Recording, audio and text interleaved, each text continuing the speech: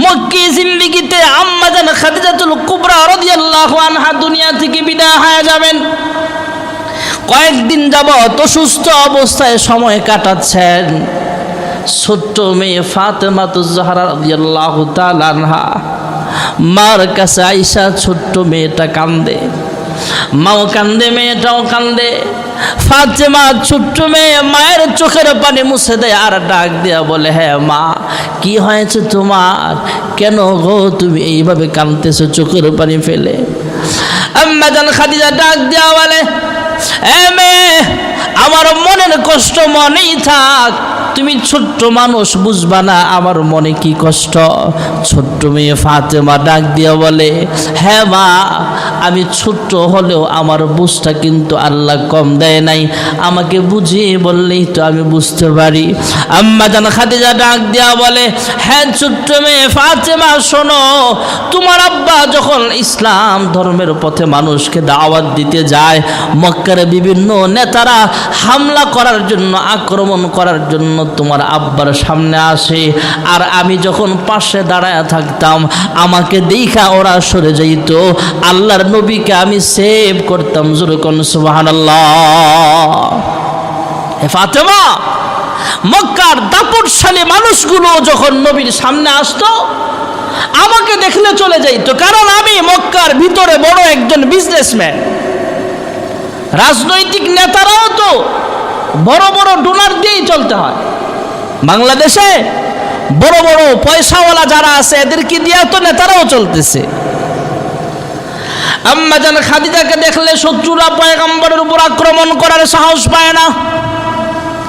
খাদিজা ডাক দিয়া বলে, হ্যাঁ ফাতেমা, আমি যদি দুনিয়া থেকে বিদায় হয়ে যায়, তাহলে তোমার আব্বাকে কে দেখাশোনা করবে, কে রান্না করে খাওয়াবে? ইসলামের দাওয়াত দিতে ঘর থেকে বের হবে, সারাদিন পরিশ্রম করার পর যখন ঘরে আসবে, তখন তাকে কে গোসল করায় দিবে, তার যত্ন কে নিবে, কে রান্না করে খাওয়াবে? তার পোশাকটা যদি নোংরা হয়ে যায়, তথা অপরিষ্কার হয়ে যায়, তার পোশাকটা কে ধুয়া দিবে? মা ফাতেমা ডাক দিয়া বলে, আম্মা জান, আপনি মন খারাপ করবেন না, আপনি যদি দুনিয়া থেকে বিদায় হয়ে যান, আপনি যেমন আব্বার পাহারাদারি করতেন, আমি ফাতেমাও আব্বার পাহারাদারিতে ব্যস্ত হয়ে যাব। ঠিকই আম্মা জান খাদিজা দুনিয়া থেকে বিদায় হওয়ার পর রাসূলের পাশে ছোট্ট একটা মেয়ে দাঁড়ায় থাকতো, নাম ফাতেমা, সাইয়্যিদাতু নিসাই আহলিল জান্নাহ। জোরে কোন সুবহানাল্লাহ। ভাইরা আমার, বন্ধুরা আমার, আম্মা জান খাদিজাতুল কুবরা রাদিয়াল্লাহু আনহা দুনিয়া থেকে বিদায় হয়ে যাবেন। শুধু কান্দে আর কান্দে। আল্লাহর হাবিব রাহমাতুল লিল আলামিন পাশে বইসা মাথায় হাত বুলায় দেয় আর বলে, খাদিজা কেন তুমি কান্দো? খাদিজা ডাক দেয়া বলে, স্বামী গো, আমি যদি দুনিয়া ছেড়ে চলে যাই, আপনাকে কে দেখাশোনা করবে? খাদিজা দুনিয়া থেকে বিদায় হয়ে যাবেন। খাদিজাও কান্দে, আল্লাহর হাবিবও কান্দে। এক পর্যায়ে আম্মা জান খাদিজা রাদিয়াল্লাহু আনহা ডাক দিয়া বলে, আমার প্রাণের স্বামী গো, আমি দুনিয়া থেকে বিদায় হয়ে গেলে আপনার কাছে আমার কয়েকটা ওসিয়ত থাকবে। হে খাদিজা, আমি ওয়াদাবদ্ধ হলাম, তোমার কি ওসিয়ত বলো? কই, আমি যখন দুনিয়া থেকে বিদায় হয়ে যাব, আমাকে গোসল করাইবেন, নিজের হাতে কাফন পরাইবেন। কাফন পরাইবার সময় কাফনের কাপড়ের ভিতরে আপনার ব্যবহৃত একটা জামা মুবারক একটু ঢুকায় দিবেন। সুবহানাল্লাহ। আপনার ব্যবহৃত জামাটা আমার কাফনের কাপড়ের সাথে আপনি পেঁচায় দিবেন। এই উসিলায় হয়তো আল্লাহ আমাকে ক্ষমা করে দিবে। জোরে কোন সুবহানাল্লাহ। আম্মা জান খাদিজা ডাক দেয়া বলো, আমার প্রাণের স্বামী গো, আল্লাহর হাবিব, আপনি আমাকে নিজের হাতে দাফন করবেন। দাফনের কাজ সম্পন্ন হয়ে গেলে, সবাই চলে গেলেও কিন্তু আপনি চলে যাবেন না। মক্কাতুল মুকাররমা একটা কবরস্থান আছে, জান্নাতুল মুআল্লা। যারা হাজী সাহেবরা গেছেন, ওনার কবরটা সেখানে দেখেছেন। খাদিজা রাদিয়াল্লাহু আনহার কবরটা সেখানে আছে। জান্নাতুল মুআল্লায় কবরস্থানে কবর করার পরে সবাই চলে গেল, আল্লাহর হাবিব দাঁড়িয়ে আছে।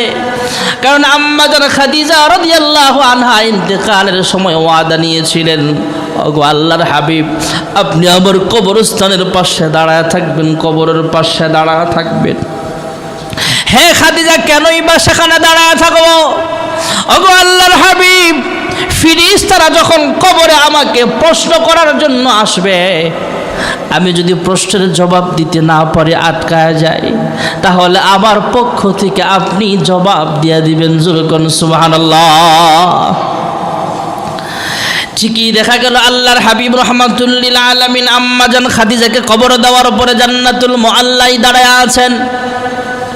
কিছুক্ষণের মধ্যে আল্লাহ তাআলা জিবরাইল আমিনকে পাঠা দিলেন। জিবরাইল আমিন আইসা বললেন, ইয়া রাসূলুল্লাহ, ইয়া হাবিবাল্লাহ, আল্লাহ তো ভালো করে জানেন আপনি কেন দাঁড়ায় আছেন। কয় হা। খাদিজার জন্য বুঝে আপনি দাঁড়িয়ে আছেন? কয় হা। খাদিজার সাথে আমি ওয়াদাবদ্ধ, ফেরেশতা আয়েশা যদি প্রশ্ন করে জবাব দিতে না পারে, আটকায়া যায়, তাহলে আমি তার পক্ষ থেকে জবাব দিয়ে দিব, এই জন্য দাঁড়িয়ে আছি। জিবরাইল আমিন ডাক দিয়া বলে, ওগো আল্লাহর হাবিব, যখন আপনি বলেছেন আপনার পক্ষ থেকে জবাব দিবেন, ওয়াদা দিয়েছেন, তখনই আরশের মালিক আল্লাহর কুদরতি রেজিস্টারে জমা হয়ে গেছে। খাদিজার জন্য আপনি পেরেশান হবেন না। খাদিজার প্রশ্নের জবাবে যদি আটকায়া যায়, আল্লাহ তাআলা কুদরতিভাবে তার প্রশ্নের জবাব শিখায়া দিবে। জোরে কোন সুবহানাল্লাহ। ওগো আল্লাহর হাবিব, আপনি চলে যান, খাদিজাকে নিয়ে আপনার পেরেশান হতে হবে না। 10 জন পুরুষ যেমন আশারায়ে মুবাশশারা জান্নাতি তথা দুনিয়াতেই জান্নাতের সুসংবাদ আল্লাহর হাবিবের মাধ্যমে জানায়া দিয়েছেন, 10 জন মহিলাও এমন আছে, তার মধ্যে একজন হলো খাদিজা, যার ব্যাপারে আল্লাহ দুনিয়াতেই জানায়া দিয়েছেন খাদিজা জান্নাতি। জোরে কোন সুবহানাল্লাহ। আল্লাহর হাবিবের সহধর্মিণী আম্মা জান খাদিজা দুনিয়া থেকে বিদায় হয়ে গেলেন। গত জুমায় বলেছিলেন হযরত আয়েশা সিদ্দিকা রাদিয়াল্লাহু আনহার সাথে বিবাহ বন্ধনে আবদ্ধ হলেন। মা আয়েশার বয়স 6 বছর, কিন্তু যখন ঘরে তুলেছিলেন হিজরতের পর, তখন বয়স হয়ে গেছে 9 বছর। একজন মেয়ে সাধারণত 8 থেকে 10 বছর, 9 বছর 10 বছর বলগে বালেগা হয়। আম্মা জান খাদিজা রাদিয়াল্লাহু আনহা দুনিয়া থেকে বিদায় হয়ে গেলেন। মাদানী জিন্দেগির বাকি সময়টা হযরত আয়েশা সিদ্দিকা রাদিয়াল্লাহু আনহা সহ আরো স্ত্রীরাও সেখানে বসবাস করেছিলেন। ভাইয়েরা আমার, আম্মা জান আয়েশা রাদিয়াল্লাহু আনহা মাঝে মাঝে বলতেন, আম্মা জান আয়েশা বলতেন, ওগো আল্লাহর হাবিব, প্রায় সময় আমি লক্ষ্য করে দেখি খাদিজা রাদিয়াল্লাহু আনহার কথা মনে করে আপনি কাঁদেন। কি হয়েছে? একজন বৃদ্ধা মহিলার জন্য আপনি এভাবে কাঁদেন কেন? আমি তো ইয়াং ম্যান, আমি তো একজন ইয়াং নারী, তারপরও আমাকে জীবন সঙ্গী পাওয়ার পরও খাদিজার কথা মনে করে আপনি কেন কাঁদেন? দুজাহানের সর্দার বলেছিলেন, হ্যাঁ আয়েশা, তুমি তো হলা সুখের দিনের সাথী, খাদিজা হলো আমার দুঃখের দিনের সাথী। খাদিজা কোটি কোটি টাকার ব্যবসা বাণিজ্য আল্লাহর রাস্তায় বিলিয়ে দিয়েছিলেন। এই খাদিজা আমার পাশে দাঁড়ায় থাকতেন, আমার উপরে কোনো মুসিবত আসতে চাইলে সে ফিরাইয়া দিত। খাদিজা ইসলাম ধর্ম গ্রহণ করার পর বলেছিলেন, আমার স্বামী গো, ইসলাম ধর্মের জন্য, দিন ইসলামের জন্য আমি আল্লাহ এবং তার নবীর নামে আমার কোটি কোটি টাকার সম্পদ সব ওয়াকফ করে দিলাম। জোরে কোন সুবহানাল্লাহ। খাদিজা, আয়েশা, তুমি তো বলতেছো খাদিজার জন্য কেন কান্দি? তুমি তো হলা সুখের দিনের সাথী, আর খাদিজা ছিল আমার দুঃখের দিনের সাথী। খাদিজার ঋণ আমি শোধ করতে পারবো না। সুবহানাল্লাহ বলে। আয়েশাকে আল্লাহর হাবিব মহব্বত করতেন অনেক বেশি, কারণ ছোট মানুষ। একদিন মাঝে মাঝে মস্করাও করতেন, হাসাহাসিও করতেন। আল্লাহর নবীর বয়স যখন 50-53 বছর বয়স যখন ঘরে তুললেন আম্মা জান আয়েশা সিদ্দিকা রাদিয়াল্লাহু আনহাকে, তখন তো শরীরটা পাতলা, আল্লাহর হাবিবের বয়সটা একটু ভার। তারপরও আল্লাহর হাবিবের শরীরে শক্তি কিন্তু কম না। আল্লাহর হাবিবের শরীরে অনেক শক্তিশালী মানুষ আল্লাহর হাবিব। আম্মা জান আয়েশা আল্লাহর হাবিবকে বললেন, ওগো আল্লাহর হাবিব, চলেন আমরা একটু দৌড় প্রতিযোগিতা দেই। সুবহানাল্লাহ কন্যা। জামাই বউ একটা ফাঁকা জায়গা পায়া বলে, আমরা একটু দৌড়াই, দেখি কে পাস করতে পারে। যেহেতু চিকন চাকন মানুষ আম্মা জান আয়েশা, আল্লাহর হাবিবও একটু আস্তে দৌড়াইলেন। জোরে দৌড়াইলে অবশ্যই আয়েশা পারত না। আল্লাহর হাবিব আস্তে দৌড় মারলেন, আম্মা জান আয়েশা জোরে দৌড়ায়া আল্লাহর হাবিবের আগে আগে চলে গেলেন। যা বলে, ইয়া রাসূলুল্লাহ, ইয়া হাবিবাল্লাহ, আজকে আমি জিতে গেলাম। সুবহানাল্লাহ। কিন্তু বয়স বাড়তে বাড়তে আল্লাহর হাবিবের ইন্তেকালের আরো আগের ঘটনা ভাইয়েরা আমার, 8-9 বছরও আল্লাহর হাবিবের সহধর্মিণী আম্মা জান আয়েশা আস্তে আস্তে একটু মোটা হয়ে গেছে, শরীরটা একটু ভার হয়ে গেছে। বিবাহের 8-9 বছর পরে হঠাৎ করে আল্লাহর হাবিব আরেকদিন ওই রাস্তা দিয়ে যায় আর আয়েশাকে ডাক দিয়ে বলে, আয়েশা চলো আজকেও আমরা একটু দৌড় প্রতিযোগিতা করি। সুবহানাল্লাহ। প্রথম একবার জিতেছিল আয়েশা, আজকে আল্লাহর হাবিবার সুযোগ দেয় নাই, জোরে দৌড় মারছে। জোরে দৌড় মাইরা আয়েশাকে পিছে ফালায়া দিছে। তারপরও আম্মা জান আয়েশা বলে, প্রতিযোগিতার মধ্যে এমন হইবই। সুবহানাল্লাহ কন্যা। একবার জিতছি না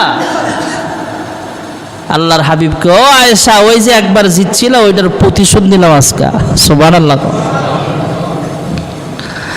আগে একবার জিতছি, এখন হারছি, খেলাধুলা একটু হার জিত আছেই, স্বাভাবিক। মহিলারা হার মানতে চায় না। আপনি জিততে গেছেন এরপরেও কইব, এটা ব্যাপার না। এক আল্লাহওয়ালা বিবির কাছে আসছে, আসার পরে বিবি বলতেছে, আরে গত রাত্রে তো একটা বড় আল্লাহওয়ালা দেখছি, বুজুর্গ দেখছি। কয় কেমন? গত রাত্রে দেখলাম একজন আল্লাহর ওলি,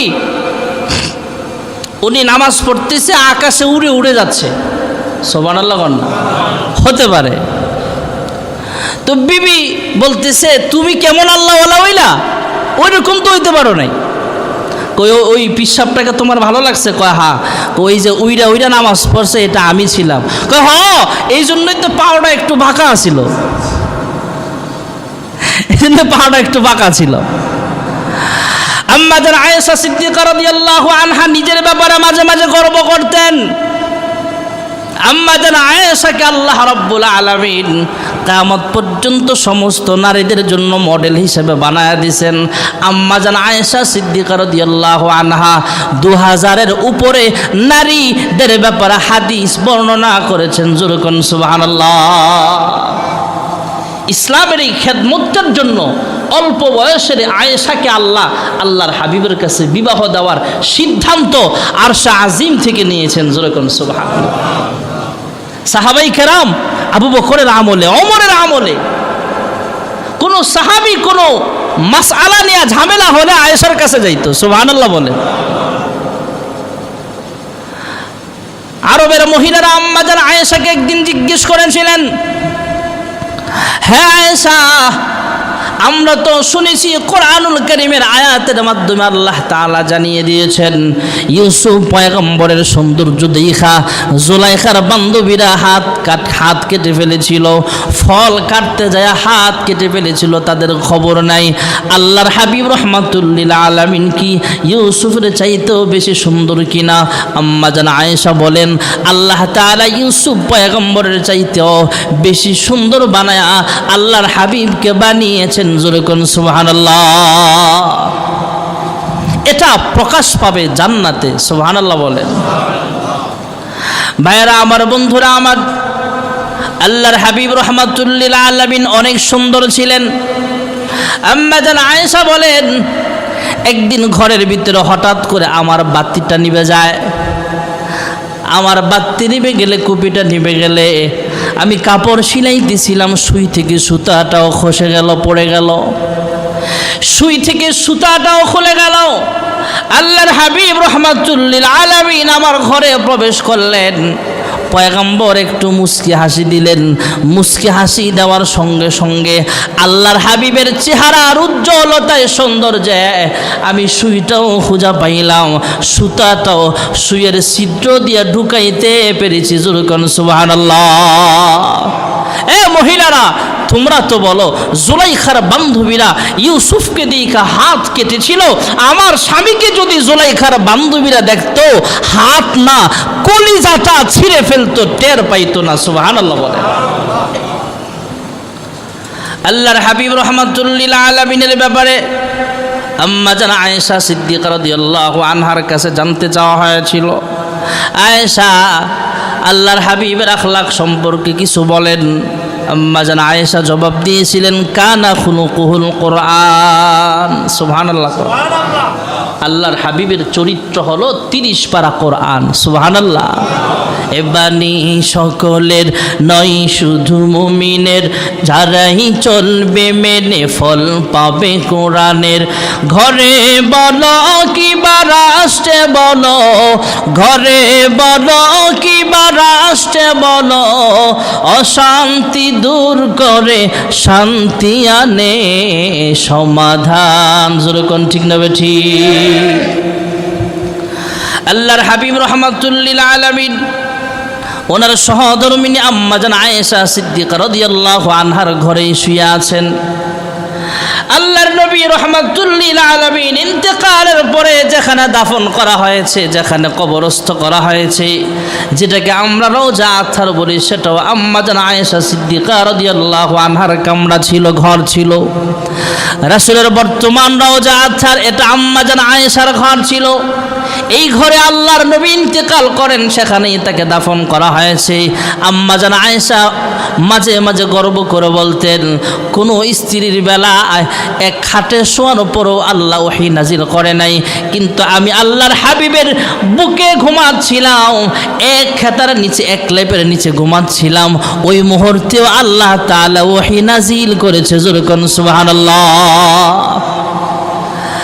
আম্মা জান আয়েশা আরো বলেন যে আমি গর্ব করে বলতে পারি, ফখর করে বলতে পারি, কারণ আমার পবিত্রতা সম্পর্কে আল্লাহ তাআলা কোরআনুল কারীমে 9 থেকে 10টা আয়াত নাজিল করেছেন। সুবহানাল্লাহ। গত জুমায় এটা বলেছিলাম, ইফকের ঘটনা। আম্মা জান আয়েশা বলেন, কিয়ামত পর্যন্ত আনেওয়ালা উম্মতের জন্য আল্লাহ তাআলা ফাতায়াম্মামু সাঈদান তাইয়্যিবা, তায়াম্মুমের বিধান নাজিল করেছেন আমার কারণে। সুবহানাল্লাহ। গত জুমায় বলেছিলাম, সফরের মধ্যে আল্লাহর হাবিবের সহধর্মিনী আম্মা জান আয়েশা রাদিয়াল্লাহু আনহার গলার হাতটা হারায় ফেলেছিল। এই হাতটা আরেকবার মসজিদ নববীর আশপাশে হারায় ফেলেছিল, মোট 3 বার হারাইছে। সুবহানাল্লাহ। আরেকবার হারায় ফেলছে। সাহাবাই কেরাম হার খুঁজতে খুঁজতে খুঁজতে খুঁজতে এদিক দিয়ে হযরত আবু বকর সিদ্দিক রাদিয়াল্লাহু আনহু হার খুঁজতেছে, অন্য সাহাবীরা খুঁজতেছে। নামাজের সময়, আসর বা মাগরিবের নামাজের সময় শেষ প্রান্তে চলে আসছে। সাহাবাই কেরাম গলার হার খুঁজতে খুঁজতে অন্য নামাজের সময়ে চলে আসতেছে। সাহাবাই কেরাম বাহিরে ভিড় জমায়া ফেললেন, হে আবু বকর, তোমার মেয়ে আয়েশার কারণে আজকে আমাদের নামাজটা কাজা হচ্ছে। আমরা যদি এই মুহূর্তে ওযু করে নামাজ পড়তে যাই, তাহলে আমরা সময় কুলাবে না, আমাদের নামাজ কাজা হয়ে যাবে। এই মুহূর্তে মহান আল্লাহ তাআলা কোরআনের আয়াত নাজিল করে দিলেন, ফাতায়াম্মামু সাঈদান তাইয়্যিবা, তোমরা আয়েশার সাথে রাগারাগি করিও না, আমি আল্লাহ তায়াম্মুমের বিধান নাজিল করলাম। মাটিতে হাত রাখবা, মুখটা মুছে ফেলবা, মাটিতে হাত রাখবা, আবার তোমার হাতগুলা মাসাহ করবা, নিয়ত করবা, মুখমণ্ডল মাসাহ করবা, হাত মাসাহ করবা, ওযু লাগবে না, কারণ বশত তায়াম্মুম করার কারণেই, তায়াম্মুম